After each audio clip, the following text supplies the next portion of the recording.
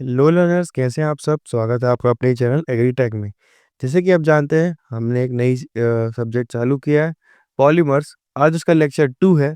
तो चलिए देखते हैं फटाफट लेक्चर 2 में क्या है। तो हम सबसे पहले पढ़ेंगे प्रॉपर्टीज पॉलीमर्स की एंड यूजेस क्या है पॉलीमर्स के।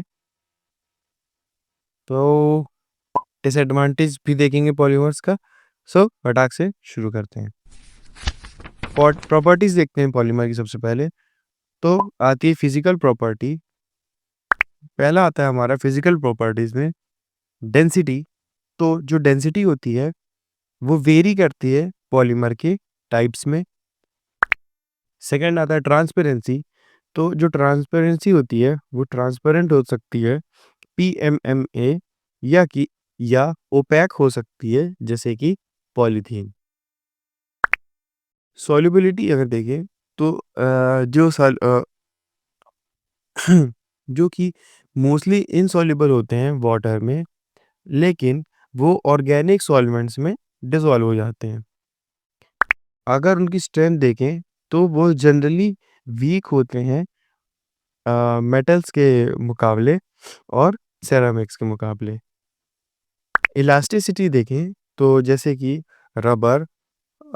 रबर होते हैं, वो एक हाईली स्ट्रेचेबल मटेरियल होते हैं। टफनेस की अगर बात करें तो हाई इम्पैक्ट रेजिस्टेंस वो कंटेन करते हैं कुछ पॉलीमर्स जैसे कि पॉलीकार्बोनेट। हार्डनेस देखें तो जो इसकी रेंज होती है सॉफ्ट की, वो सिलिकॉन से ब्रिटल जाती है। कहाँ तक? सॉफ्ट से ब्रिटल जाती है, जैसे कि सिलिकॉन टू पॉलीस्टायरीन। नेक्स्ट हम देखते हैं केमिकल प्रॉपर्टी। तो केमिकल प्रॉपर्टी में पहला आता है केमिकल रेजिस्टेंस। तो कुछ पॉलीमर्स जैसे कि पीटीएफई वो हमें मतलब उन्हें रेजिस्ट करते हैं एसिड्स और सॉल्वेंट से। वाटर रेजिस्टेंस में अगर देखें तो यूवी एक्सपोजर जो होता है वो डिग्रेड कर देता है कुछ कुछ पॉलीमर्स को। फ्लेमेबिलिटी की देखें तो कुछ आसानी से बर्न हो जाते हैं और कुछ ऐसे होते हैं जो कि फ्लेम रेजिस्टेंस होते हैं, मतलब कि उनमें आग नहीं लगती है। बायोडिग्रेडेबिलिटी की देखें तो कुछ पीएलए ऐसे होते हैं जो कि डिग्रेड हो जाते हैं कुछ टाइम के बाद, ये पर्टिकुलर टाइम के बाद, जबकि कुछ ऐसे होते हैं जो कि अपनी ओरिजिनल स्टेट पे परसिस्ट रहते हैं, मतलब कि वैसे बहुत टाइम तक रहते हैं। अगर हम रिसाइकलेबिलिटी की बात करें तो जो थर्मोप्लास्टिक्स होते हैं वो रिसाइकल हो सकते हैं, बट जो थर्मोसेटिंग प्लास्टिक्स होते हैं वो जनरली रिसाइकल नहीं होते हैं। नेक्स्ट हम देखें तो यूजेस ऑफ पॉलीमर्स क्या होते हैं। तो पहला आता है, अगर हम देखें डेली लाइफ में क्या यूज़ है, तो हम उसको plastic bags, clothes, rubber bands etcetera में यूज़ करते हैं। अगर हम क्लोथ्स में देखें तो वो हम पॉलिस्टर और नायलॉन को यूज़ करते हैं। अगर हम नेक्स्ट देखें तो हमारा आता है होम्स और बिल्डिंग्स में हम कहाँ यूज़ करते हैं। तो हम देखते हैं कि हम पीवीसी पाइप्स लगाते हैं जब हम होम या बिल्डिंग्स बनाते हैं, एंड फर्नीचर में भी कई बार यूज़ करते हैं, और जो हम पेंट्स यूज़ करते हैं उसमें भी पॉलीमर का यूज़ होता है। नेक्स्ट हमारा हेल्थ केयर। तो सर्जिकल ग्लव्स, जो सर्जिकल जब हम जो जो डॉक्टर सर्जरी करते हैं तो जो वो ग्लव्स वियर कर रहे होते हैं वो भी पॉलीमर से मिलके बना है। जो सिरिंजेस होती हैं, इंजेक्शन जिसको बोलते हैं, वो भी, और आर्टिफिशियल जॉइंट्स भी, जैसे कि किसी का जॉइंट खराब हो जाता है तो हम उसको एक आर्टिफिशियल जॉइंट लगवाते हैं ताकि ये जो मूवमेंट है या डेली का काम है उसका रुके नहीं, उसको भी हम पॉलीमर से बनाते हैं। नेक्स्ट है हमारा ट्रांसपोर्टेशन। तो अगर हम ट्रांसपोर्टेशन में देखें तो कार के पार्ट्स में बनता है, एयरक्राफ्ट के मटेरियल्स में बनता है। इलेक्ट्रॉनिक्स में देखें तो ऐसे इंसुलेटेड वायर्स फ़ोन या लैपटॉप बॉडीज़ में भी काम आता है। एग्रीकल्चर में देखें तो जो ग्रीन हाउस बनता है उसके कवर्स में लगता है, और जो ड्रिप इरिगेशन की पाइप्स होती है उसमें भी यूज़ होता है।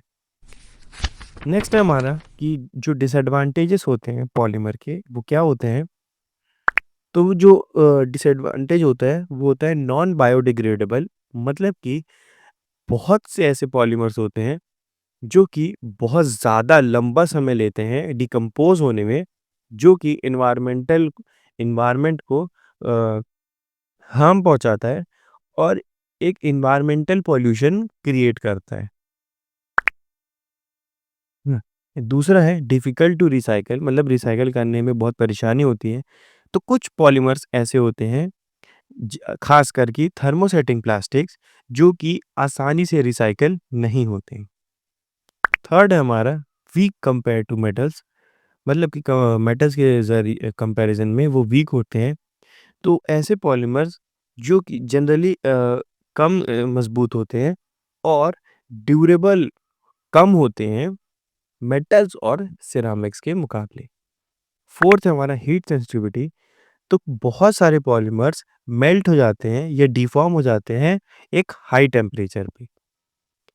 तो केमिकल रिएक्टिविटी में देखें तो कुछ पॉलीमर्स डिग्रेड हो जाते हैं जब एक स्ट्रॉन्ग एसिड उनके कांटेक्ट में आता है या बेस कांटेक्ट में आता है या वो यूवी रेज़ के कांटेक्ट में आते हैं। माइक्रोप्लास्टिक पॉल्यूशन, तो छोटे-छोटे प्लास्टिक के पार्टिकल्स हार्म करते हैं हमारे एनवायरनमेंट को और हमारे मरीन लाइफ को।